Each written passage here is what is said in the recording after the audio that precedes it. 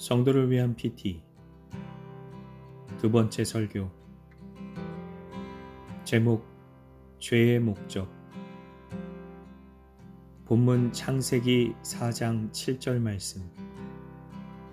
내가 선을 행하면 어찌 낯을 들지 못하겠느냐. 선을 행하지 아니하면 죄가 문에 엎드려 있느니라. 죄가 너를 원하나 너는 죄를 다스릴지니라. 하나님께서 가인에게 말씀하십니다. 죄를 다스릴지니라. 우리 마음에 이런 질문이 떠오릅니다. 어떻게 죄를 다스릴 수 있나요? 그때 마침 하나님께서 가인에게 다시 말씀을 주십니다. 선을 행하지 아니하면 죄가 문에 엎드려 있느니라. 선을 행하는 삶과 죄를 행하는 삶이 지금 가인 앞에 놓여 있는 것입니다. 그리고 가인은 마땅히 하나님의 경고대로 선을 택해야 했습니다. 왜냐하면 선을 택하지 않은 삶은 오직 죄만 남기 때문입니다. 타락 이후 사람은 더 이상 선하지 않게 되었습니다. 하나님께서 보시기에 심히 좋았다고 인정해 주셨던 모습은 죄로 인해 타락했습니다. 그래서 가만히 있으면 죄를 짓고 가만히 있으면 세상을 죄로 오염시키는 원인이 되는 것이 인간입니다. 노력하지 않아도 사람은 살아가면서 죄를 쏟아낼 수밖에 없는 죄인이 된 것입니다. 그래서 하나님께서는 아담과 하와의 첫 번째 자녀인 가인에게 선을 행하라고 말씀하신 것입니다. 인생은 강물처럼 흐릅니다. 가만히 고여있지 않습니다. 시간을 따라 흐르고 상황을 따라 흐르며 역사를 만들면서 흐르는 것이 인생입니다. 자신이 원하던 원하지 않던 상관없이 인생은 어느 한 방향을 향하여 흐르게 되어 있습니다.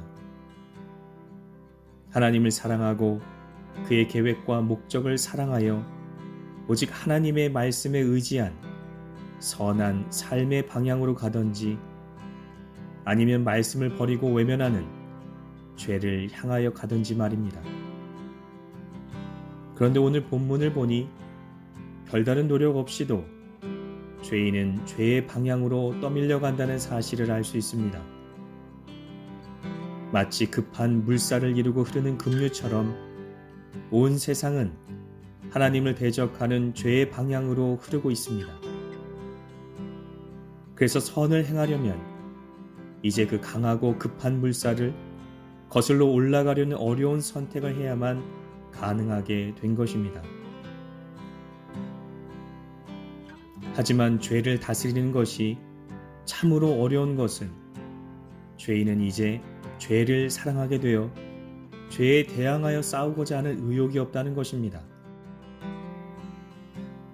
우리를 송두리째 삼키려고 문 앞에 엎드려 기다리는 죄 앞에 반항 한 번 제대로 못하고 몸과 영혼을 다 내주는 모습이 바로 죄인의 비참한 현실인 것입니다.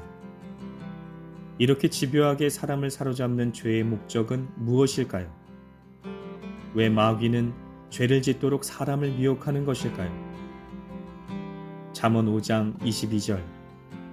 악인은 자기의 악에 걸리며 그 죄의 줄에 매이나니. 로마서 6장 20절. 너희가 죄의 종이 되었을 때에는. 바로 죄는 사람을 사로잡는 힘이 있기 때문입니다. 죄는 사람을 죄의 근원이 되는 마귀에게 사로잡히게 합니다. 요한일서 3장 8절. 죄를 짓는 자는 마귀에게 속하나니. 그래서 마귀는 지금도 할 수만 있으면 믿음의 사람들도 죄를 짓도록 유혹하는 것입니다. 그러나 복음은 마귀의 올무에서 벗어나 하나님께 사로잡힌 바 되어 그 뜻을 따르게 하는 하나님의 능력이 됩니다. 로마서 6장 6절. 우리가 알거니와 우리의 옛사람이 예수와 함께 십자가에 못 박힌 것은 죄의 몸이 죽어 다시는 우리가 죄에게 종노릇하지 아니하려 함이니. 아멘. 예수 안에 죄를 다스리는 능력, 곧 죄로부터 해방되는 하나님의 능력이 있음을 믿고 날마다 죄와 싸워 승리함으로 하나님의 선을 이루어드리는 저와 여러분 되기를 소망합니다. 아멘. 원포인트. 예수 안에 거듭난 믿음의 사람만이 죄를 다스릴 수 있습니다. 묵상을 위한 질문. 당신은 죄의 유혹에 어떻게 싸우고 계십니까?